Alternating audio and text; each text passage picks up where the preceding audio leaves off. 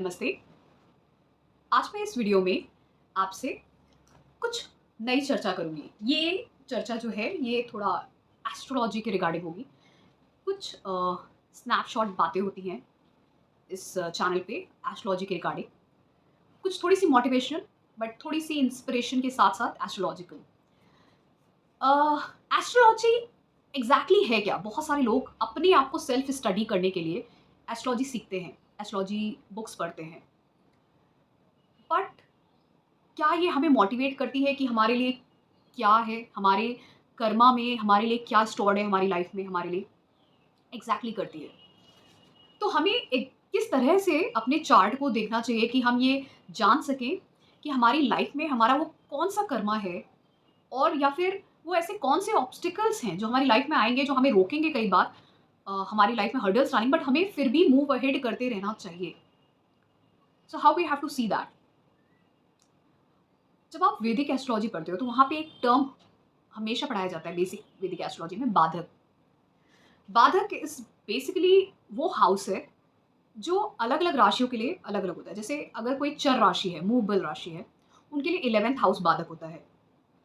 अगर कोई fixed sign है, जिसको स्थिर राशियाँ बोलते हैं, उनके लिए 9th हाउस होता है बाधक। अगर कोई डुअल साइन है, द्विस्वभाव राशि, उनके लिए 7th हाउस होता है बाधक। तो बाधक क्या करता है? ऑब्स्टिकल डालता है आपकी लाइफ में, ठीक है? अब उस हाउस का जो प्लैनेट होता है वो बाधकेश होता है। वो जहाँ पे भी जाएगा उससे रिलेटेड टू कुछ कर्मा होता है जो आपको परफ़ॉर्म करना है एंड वो टाइम एंड अगेन आपकी लाइफ में हर्डल्स डालेंगे। इसी तरीके से एक वो प्लैनेट भी होता है जो उस बाधक भाव में, हाउस में जाके बैठता है, जिसको हम बाधकम बोलते हैं। अब ये जो भाव के ग्रह, जो हाउस है, उसके जो प्लैनेट्स हैं, वो कहीं न कहीं हमारी लाइफ में कई बार ऑब्स्टिकल्स डालते हैं। अब जैसे एक सिंपल से एग्ज़ाम्पल लेते हैं, जो सबसे ईज़िली समझ में आए। डुअल साइन्स जो द्विस्वभाव राशियाँ हैं, जैसे जेमिनी, वर्गो, सैजिटेरियस, पाइसेस, इनके लिए 7th हाउस बाधक होता है, ऑब्स्टिकल्स क्रिएट करता है। 7th हाउस क्या है?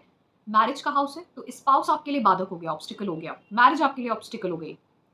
सपोज़ करिए आप जेमिनी हैं, तो आपके लिए जो 7th हाउस में जो राशि आती है, वो सैजिटेरियस हो गई। सैजिटेरियस राशि आपके लिए बाधक है और वो 7th हाउस में आती है।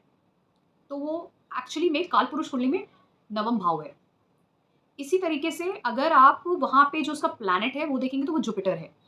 तो जो आपका स्पाउस होगा वो आपके लिए बाधकेश है, ठीक है? अब वो किस तरीके की प्रॉब्लम डालेगा, हर्डल डालेगा, वो आप यहाँ से समझ सकते हैं। जो भी ग्रह बैठेगा आपके 7th हाउस में, जैसे सैजिटेरियस साइन है, वहाँ पे कोई ग्रह बैठा है और जुपिटर जाके कहाँ पे बैठा है, तो उस तरीके की वो हर्डल्स डालेगा, ठीक है? अब यही समझ लीजिए, अगर आपका स्पाइसेस लगना है और जो राशि आ रही है आपके सप्तम भाव में, वो है कन्या राशि, वर्गो। तो यहाँ पे भी आपका स्पाउस आपके लिए प्रॉब्लम क्रिएट करेगा। जैसे मैंने बोला डुअल साइंस के लिए 7th हाउस बाधित होता है और ऑब्स्टिकल क्रिएट करता है। तो यहाँ पे आपके लिए आपका स्पाउस क्रिएट करेगा। अब वर्गो साइन 6th हाउस में आता है, तो वो हो सकता है ज़्यादातर आपके और उसके फाइट्स ही होते रहें। कुछ ना कुछ बात को लेके कोई कॉम्पिटिशन या फाइट होता है। तो ये ज़रा मतलब आपके लिए लाइफ़ के लिए ऑब्स्टिकल क्रिएट कर सकता है, ठीक है? लाइफ़ के लिए ऑब्स्टिकल क्या क्रिएट कर रहा है? तो करेगा तो 7th हाउस स्पाउस ही, लेकिन वो किस तरीके से करेगा, वहाँ पे जो बैठी हुई राशि है वो बताती है। अब जैसे पाइसेस के लिए वर्गो है, वो 6th हाउस में कालपुरुष कुंडली में है, तो फाइट्स हुआ करेंगे, अननेसेसरी फाइट्स हुआ करेंगी। सैजिटेरियस के लिए जेमिनी है, तो वहाँ पे क्या होता है विल पावर और स्ट्रेंथ का कम्युनिकेशन की बात करता है।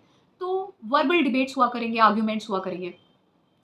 अब जैसे कन्या राशि है, वर्गो है, वहाँ पे पाइसेस आता है 12th हाउस, तो वहाँ पे बेड प्लेजर्स की बात होती है, सेक्सुअल बेड प्लेजर्स उनकी। तो वहाँ पे उस सब चीज़ों में डिससैटिस्फैक्शन हो सकता है, कंप्लेन हो सकती है कि बेड प्लेजर्स नहीं एन्जॉय कर पाते हैं, सेक्सुअल कंपैटिबिलिटी नहीं है। इसी तरीके से जेमिनी की बात करें, वहाँ पे जो सैजिटेरियस साइन आता है, जो धर्म का साइन है, धार्मिक है, हो सकता है आपका स्पाउस इतना धार्मिक हो ही ना। आप जितने धार्मिक हो, आप भगवान में बिलीव करते हो, वो भगवान में बिलीव ही ना करता हो, तो वहाँ पे वो आपके लिए प्रॉब्लम क्रिएट कर सकता है। धर्म में मानता ही ना हो या आप ही के धर्म में ना मानता हो जिसमें आप बिलीव करते हो। आपको हमेशा क्वेश्चन करता हो, कि तुम इसमें क्यों बिलीव करते हो? ये क्या करते रहते हो हमेशा? ठीक है? तो इस तरीके की चीज़ या फिर आप नहीं मानते हो बट वो बहुत ज़्यादा मानता है और आपको बार-बार वो क्वेश्चन करता रहता है, तुम ये क्या कर रहे हो? ठीक है? तो इस तरीके की प्रॉब्लम क्रिएट करते हैं। इसी तरीके से जो बाकी राशियाँ जैसे फिक्स साइन्स है, उनके लिए 9th हाउस होता है। जैसे टॉरस के लिए 9th हाउस में कैप्रिकॉर्न आता है। तो यहाँ पे क्योंकि 9th हाउस है तो आपके लिए बाधक आपके पिता हो गए, आपके गुरु हो गए। डिपेंड करता है कि आपके लिए कौन स बाधक है, पिता और गुरु, ठीक है? तो यहाँ पे डिपेंड करता है। अब जैसे टॉरस के लिए कैप्रिकॉर्न साइन आता है, तो यहाँ पे जो भी आपके करियर के रिगार्डिंग आपके पिता और आपके गुरु आपको प्रॉब्लम क्रिएट कर सकते हैं, ठीक है? अब ऐसे लियो के लिए देखें, तो वहाँ पे एरीज़ आता है। तो आपके पिता जो हैं, वो अपना ईगो दिखा सकते हैं आपके ऊपर टाइम एंड अगेन, अथॉरिटी दिखा सकते हैं कि ये क्या कर रहे हो, वो क्यों कर रहे हो, अथॉरिटी दिखा सकते हैं, थोड़ा ईगो दिखा सकते हैं आपको टाइम एंड अगेन, जिसकी वजह से क्लैशेस हो रहे हैं। इस तरीके से स्कॉर्पियो की बात करें तो वहाँ पे नवम भाव में जो राशि आती है वो आती है कैंसर साइन, कर्क राशि आती है। तो यहाँ पे आपके पिता इमोशनल होके घर से रिलेटेड टू चीज़ें बार-बार दिखा के या इमोशनल थोड़ा-सा आपको करके बार-बार आपको ट्रबल कर सकते हैं कि मतलब आपके इमोशंस के साथ खेल सकते हैं। ये चीज़ें हो सकती है जहाँ पे वो आपको मेंटली डिस्टर्ब हो सकती है ये चीज़ें, ठीक है? फिर इसी तरीके से एक्वेरियस की बात करें कुंभ वालों के लिए, उनके लिए अब तुला राशि आती है, लिब्रा साइन 9th हाउस में। तो अब उनके पिता या गुरु होंगे तो वो उनके लिए प्रॉब्लम डालेंगे उनके बिज़नेस में और उनकी मैरिड लाइफ़ में। मैरिज और बिज़नेस को लेके वहाँ पे इश्यूज़ आएँगे। उसको लेके रिगार्डिंग हमेशा इनको ट्रबल क्रिएट करेंगे, ठीक है?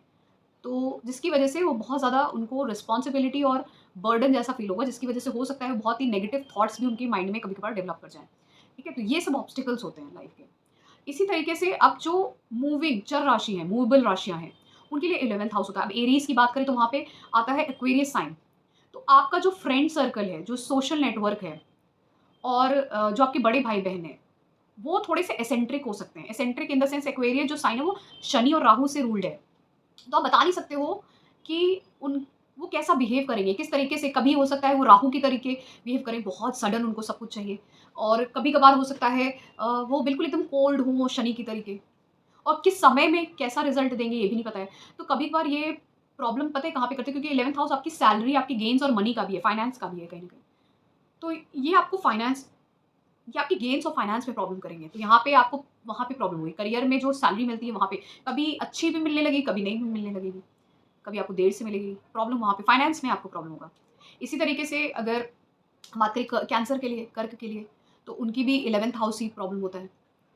तो वहाँ पे जो राशि आती है वो आती है जेमिनी, नहीं सॉरी वहाँ पे आती है आपकी टॉरस, सॉरी वृषभ आती है। तो अब जब वृषभ आती है तो वो हो गई आपके लिए ऐसी राशि जहाँ पे आप फैमिली, मनी की बात करते हो, फूड की बात करते हो, स्पीच की बात करते हो। तो यहाँ पे आपको क्या दिक्कत होने वाली है? यहाँ पे आपकी फैमिली ही हो सकती है आपके फाइनेंसेस इमोशनल करके आपसे फाइनेंसेस पैसे खर्च करवा ले या आपके फाइनेंसेस और जो फैमिली है वही आपके लिए प्रॉब्लम क्रिएट करे, ठीक है? वहीं से आपको हर्डल आए कि वहाँ पे ही ज़्यादातर इश्यूज़ हो रहे हैं उसी के रिगार्डिंग वहीं से, ठीक है? और आपकी हो सकता है एल्डर सिब्लिंग्स आपसे पैसे का इन सब चीज़ों का इश्यू क्रिएट हो सकता है। इसी तरीके से अगर मैं बात करूँ कि उसके बाद तुला राशि की बात करूँ, लिब्रा की बात करूँ तो उनके लिए लियो साइन सिंह राशि आती है 11th हाउस में। अब इनके लिए क्या प्रॉब्लम हो सकती है? इनके लिए हो सकता है कि इनका जो फ्रेंड सर्कल है या एल्डर सिब्लिंग्स हैं, ये थोड़े से अथॉरिटेटिव हो सकते हैं। इनको इनके बच्चों की वजह से भी पैसे की प्रॉब्लम हो सकती है। इनके एल्डर सिब्लिंग्स की वजह से भी, ज़्यादातर इनको बच्चों की वजह से पैसे की प्रॉब्लम हो सकती है, ठीक है? और जैसे मैंने कर्क राशि के लिए बोला उनको अपने बोलने, फैमिली की वजह से पैसे की प्रॉब्लम हो सकती है। यहाँ पे इनको तुला वालों को अपने बच्चों की वजह से, रिलेशनशिप की वजह से, अपने इंटेलेक्ट की वजह से पैसे की प्रॉब्लम हो सकता है इन्होंने पढ़ाई अच्छे से नहीं की जिसकी वजह से अब पैसे नहीं कमा सकते हैं, ठीक है? या फिर रिलेशनशिप में आ गए उसमें ऐसा रिलेशनशिप था जिसमें पैसे खर्च हो गए पूरा, कोई ऐसी मैरिज हुई जिसमें उनका पूरा चला गया, ऐसा बिज़नेस किया जिसमें पूरा पैसा चला गया। बच्चों के रिगार्डिंग पैसा चला गया, ठीक है? इसी तरीके से अगर बात करें और राशि की जो जैसे कैप्रिकॉर्न हो गई, उनके लिए यहाँ पे वृश्चिक राशि आती है 11वें भाव में। अब इनके लिए क्या प्रॉब्लम होगा कि हो सकता है इनका धन लॉटरी, सट्टा बाज़ार वाले काम करना, इन सब में लॉस हो जाए, ठीक है? गलत तरीके से पैसे को बढ़ाने के चक्कर में इनका सारा पैसा डूब जाए, इनके लिए। इसी तरीके से हो सकता है इन-लॉज़ की वजह से इनका पैसा ना बढ़ पाए या जैसे मैंने बोला ये गैम्बलिंग करते हो या कुछ ऐसा करते हो जिसकी वजह से गलत आदतों की वजह से इनका पैसा डूब जाए। तो जितने भी मूवेबल साइन है उनके लिए हर्डल उनको पैसे के रिगार्डिंग आती है, ठीक है? 11th हाउस गेन्स, उनकी इच्छाएँ पूरी होना, जो धन आना, इच्छाएँ पूरी होना उसमें। और जो जो फिक्स साइन्स हैं उनके लिए प्रॉब्लम आती है उनके गुरुज़ से और उनके फादर से, ठीक है? वहाँ पे प्रॉब्लम आती है। फिर जो हमारे जो डुअल साइन है उनको मैरिज के रिगार्डिंग प्रॉब्लम आती है। तो ये जो ऑब्स्टिकल्स हैं लाइफ के वो हर लग्न के लिए डिफरेंट होते हैं। तो ये एक सबसे इम्पोर्टेंट है जहाँ से आप जान सकते हो कि आपकी लाइफ की ज़िंदगी में आपके लिए ऑब्स्टिकल क्या है, बाधा क्या है आपकी ज़िंदगी की। आई होप ये आपको वीडियो अच्छा लगा होगा और आपको समझ में आया होगा। If you really like this video please do subscribe to my channel. Thank you so much.